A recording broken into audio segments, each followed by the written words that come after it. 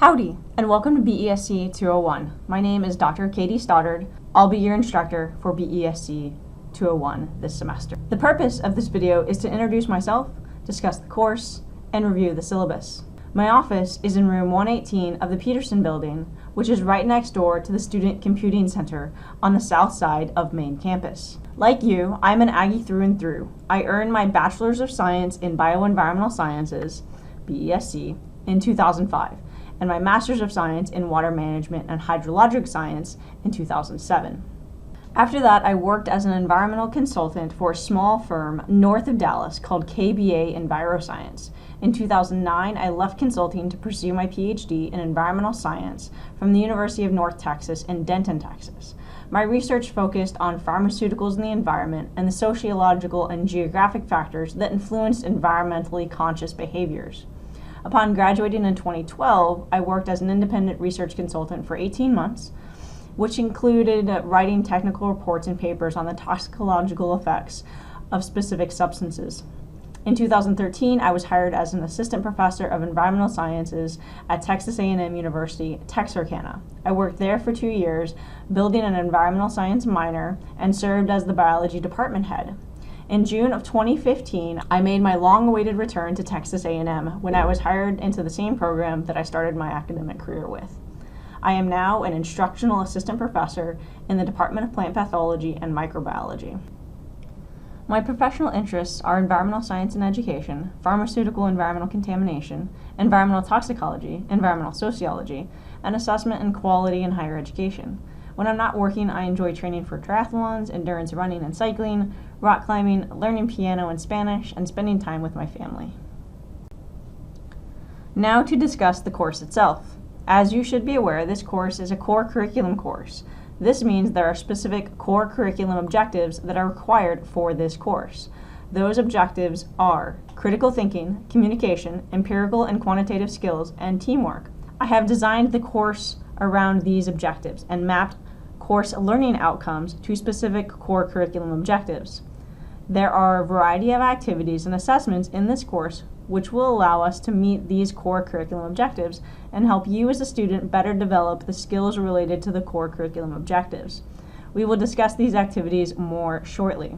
Don't fall into the common misbelief that because this is a lower level course, there's not much work. This course is the foundation upon which students build their knowledge of environmental science.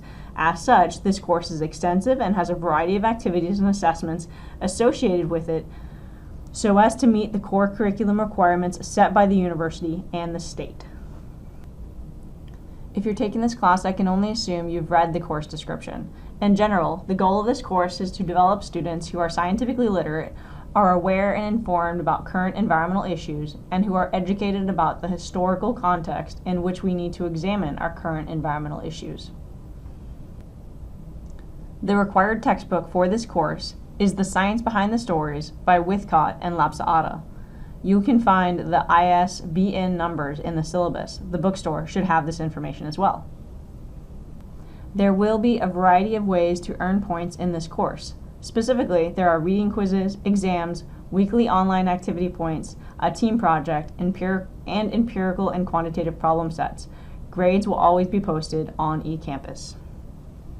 The weekly online quizzes are designed to ensure you read the textbook and keep pace with the course. The weekly quizzes will serve as an assessment of your reading. In addition, these quizzes can help you review for the exams. Quizzes will be posted in the Reading Quizzes section of the eCampus course on the left-hand side of the page. Before you can access the weekly reading quizzes, you must master both the syllabus quiz and the academic dishonesty quiz. Both of these quizzes are also located in the Reading Quizzes area. Reading quizzes will be accessible from Monday at 8 a.m. until Sunday at 11:59 p.m. You will have 1 hour to complete the quiz once you open it. Quizzes submitted after 11:59 p.m. on Sunday will be considered late and not counted. There will be 5 exams, one each weekend of the course. The exam will open on Friday at 8 a.m. and close on Sunday at 11:59 p.m. Regardless of when you open the exam within this window, you will have 1 minute per question to complete the exam. If you open the exam, be prepared to finish it during that session. You cannot close it and open it again later. The time limit for each exam will be clearly indicated in the exam instructions prior to when you open the exam. Exams will be posted in the exam section of eCampus on the left-hand side of the eCampus course page. Makeup exams require evidence of an excused absence. You must contact Dr. Stoddard within 48 hours of the exam to schedule a makeup exam.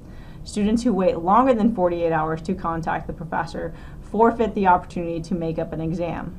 No exams will be dropped. If you encounter a problem during an exam or any other time, take a screenshot of the problem and email me with an explanation of the problem and a picture immediately. There will be weekly online activities through which you can earn points. Each week's activity will relate to the material for the week and will also serve as a review for the exam. Each week there will be a total of 10 online activity points to earn. Online activities will be due on Sundays at 11:59 p.m. unless otherwise specified. A note of caution about online activities, specifically quizzes and SCORMs, also known as modules. You need to make sure that you click Submit on quizzes and tests, and make sure you work through each page of an online module. If you forget to do this, eCampus will not record your grade. This can happen if you don't work through every page of a module, or if you're taking a quiz, test, or problem set and close the window without submitting. Once you've completed a quiz, test, problem set, or module, go to My Grades and check to see if you have a grade. All these types of assignments should grade automatically or very close to automatically. Check the My Grade sections to ensure you do not have the dreaded blue wheel. This wheel means eCampus thinks the assignment you're working on is in progress. I cannot grade blue wheels. It is up to you to make sure you don't have blue wheels. I simply cannot do this because it's impossible for me to tell if you're actually working on something or if you just somehow didn't submit it properly. There will be a team vodcast assignment in which you will work in teams to research the environmental issues of an assigned country. You will work as a team to present this information in a vodcast or narrated PowerPoint. Students will have the opportunity to pick which country they want to research. However, groups will be limited to 5. See the country vodcast section of eCampus for more information on this assignment. To assess empirical and quantitative skills, students will complete a series of empirical and quantitative problem sets during the course of the semester. Questions in the problem sets will allow students to interpret quantitative data associated with various course concepts.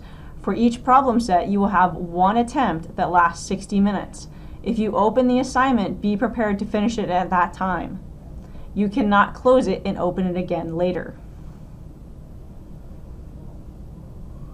We just went over a lot. For my visual learners, here is an image that captures the activities you'll complete each week to achieve the learning objectives. This image is also on the Start Here page. Here is a visual representation of the other elements of the course. This image will also be on the Start Here page for your reference all semester. You all should be aware of the Aggie Code of Honor. However, ignorance of this code does not exempt you from the requirements of this honor system. Every student should read the code and make sure they understand the standards to which you are held. You will be required to take an academic dishonesty quiz, which will test your knowledge of the different types of academic dishonesty.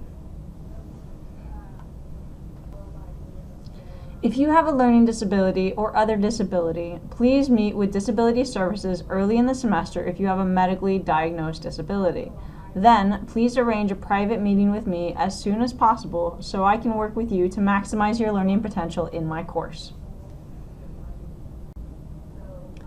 Communication is very important to me. As with all your other professors, when you address me in email, on the phone, or in person, you should address me as Dr. Stoddard.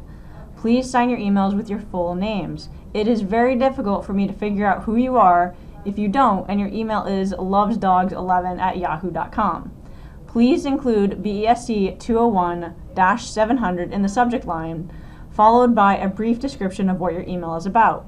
If we start a conversation, please keep up the conversation until the issue is resolved.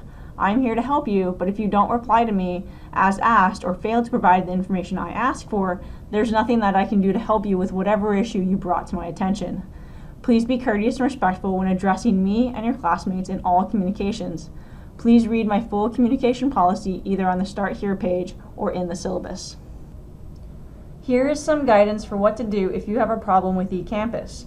Instructions for clearing your cookies and cache are found on the Start Here page. This concludes the introductory video for BESC 201. Please review the other materials in the Start Here area of eCampus, then navigate to the Week 1 folder for an outline of this week's activities. Thanks and gig 'em!